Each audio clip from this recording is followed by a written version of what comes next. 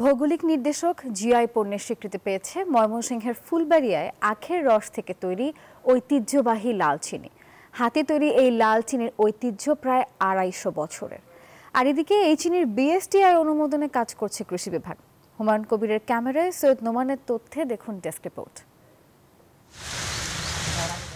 আমন ধান কাটার পরে আখের রস থেকে লাল চিনি তৈরিতে ব্যস্ত সময় পার করেন কৃষক।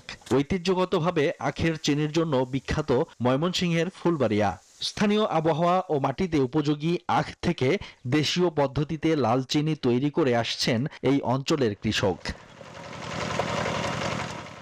ঐতিহ্যবাহী এই লাল চিনি ভৌগোলিক নির্দেশক জিআই পণ্যের স্বীকৃতি পেয়েছে। কষ্টের স্বীকৃতি পাওয়ায় উচ্ছ্বসিত কৃষক। এই আখের প্রতি আগ্রহ আসছে, চাষের আবাদ বাড়ছে এবং সম্প্রতি যে জিআই পণ্যের স্বীকৃতি পেয়েছে, এই স্বীকৃতি পাওয়ার পর কৃষকদের মধ্যে আরো উচ্ছ্বসিত, আনন্দিত। আমরা যদি ভালোভাবে প্রশিক্ষণের একটা ব্যবস্থা করতে আমরা পদ্ধতিটা আরো সুন্দরভাবে জানতাম, এটা আমরা সুন্দরভাবে করতে পারতাম। মূলত যন্ত্রচালিত কলের সাহায্যে বের করা হয় আখের রস। পরে জাল ঘরের চুলায় কড়াইয়ে কাঁচা রস জাল দিয়ে ঘন করা হয়। এরপর তৈরি হয় দানাহীন লাল চিনি।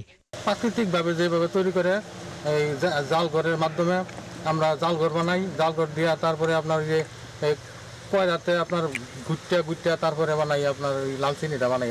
দাদারা বাহাও করছে, দাদা করছে, বাহাই করছে, আমরা করতেছে, আঙুর ফুলা লাল চিনি আবাদ করতেছে। আমরা এটা যদি এটা সরকার থেকে কিছু সাহায্য পাইতাম, তাতে লাল চিনিটা আমরা আরো যে জোরদার দিয়ে বানাইতে পারতাম, তাহলে আমরা আরো লাভজনক। জিআই স্বীকৃতির পর বিএসটিআই অনুমোদনের লক্ষ্যে পরামর্শ দিচ্ছে কৃষি বিভাগ। বিএসটিআই অনুমোদন আনা যায়, এর জন্য আমার যেটা অভিজ্ঞতা বললে যে এটা যেহেতু কোনো একটা নির্দিষ্ট ব্যক্তিকে যে বিএসটিআই অনুমোদন দেয় না, এজন্য তাদেরকে যদি আমরা সংঘবদ্ধ করে একটা সমিতি করতে পারি এবং সমিতির পক্ষ থেকে যদি বিএসটিআই অনুমোদনের জন্য আবেদন প্রক্রিয়াটা এগোনো যায়, তাহলে এই বিএসটিআই অনুমোদনটা পাওয়া সহজ হবে। কৃষি বিভাগের তথ্যমতে আখ উৎপাদন ও লাল চিনি তৈরির কাজ করেন উপজেলার বাকতা, কলাদহ ও রাধাকানাই ইউনিয়নের প্রায় ২০টি গ্রামের কৃষক। Desk report, news 24।